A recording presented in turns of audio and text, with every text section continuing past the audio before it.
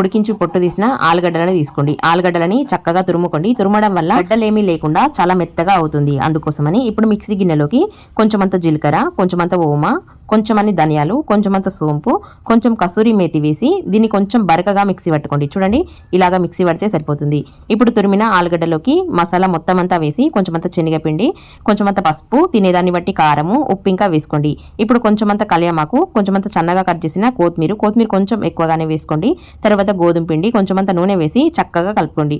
ఒకసారి బాగా కలిపిన తర్వాత కొంచెం నీళ్లు చల్లుకుంటూ బాగా కలుపుకోవాలి. నీళ్లు చల్లి ఇలాగా ముద్దలాగా కలిపిన తర్వాత పైనుండి కొంచెం అంత నూనె వేసి మరొకసారి బాగా కలిపి ఒక 10 నిమిషాల పాటు పక్కన పెట్టుకోవాలి. 10 నిమిషాల తర్వాత చపాతీ ముద్దలాగా చేసుకొని వీటిని లాటించే విధానం కొంచెం పొడిపిండి వేసి కొంచెం మందంగానే లాటించాలి. మరీ పలచగా ఉండకుండా కొంచెం మందంగా ఉండేలా చూసుకోండి. తర్వాత కడాయి పొయ్యి మీద పెట్టి కొంచెం అంత నూనె వేసి బాగా వేపుకోవాలి. వీటికి కూర, చట్నీ అవసరం లేకుండా ఇలాగే ప్లెయిన్ గా తినేయచ్చు. చాలా బాగుంటాయి. వీడియో నచ్చితే లైక్ చేసి ఛానల్ ని సబ్స్క్రైబ్ చేసుకోండి.